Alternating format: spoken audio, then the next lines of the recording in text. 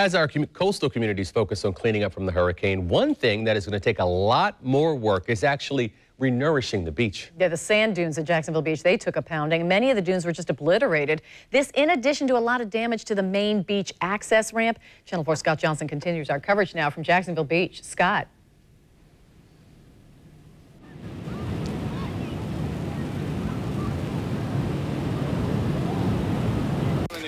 Governor Rick Scott arrived mid-afternoon. This was his chance to look at the Jacksonville Beach coastline, which was pounded with sand dunes, nearly obliterated up and down the beach.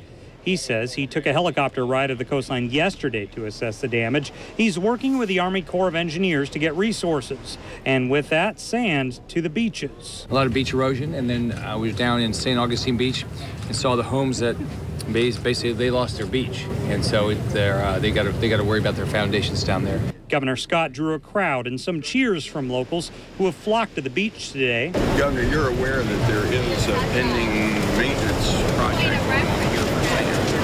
As he met with local civic leaders. So you ought to get the guy that runs a court to come by. That'd be great. His office is here. As well as lifeguards. A big push statewide right now is helping Jacksonville's power outage problems as the other utilities like Florida Power and Light wrap up their efforts to restore power to the south. We'll be talking to the utilities again later today I just want to make sure when Duke and FP&L get finished, they've brought in a lot of resources from out of the state, that those resources to the extent possible come up here to JEA.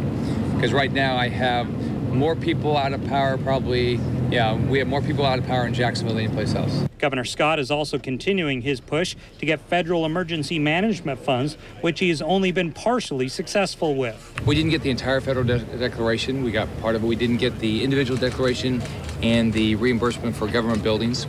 We will continue to work to, as long as we fit within the parameters. We'll make sure that we do everything we can to make sure we get the federal declaration for that.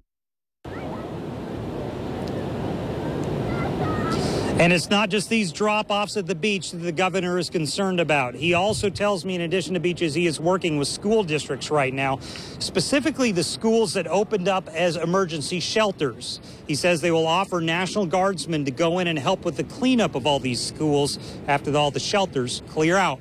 We're live at the beach, Scott Johnson, Channel 4, the local station.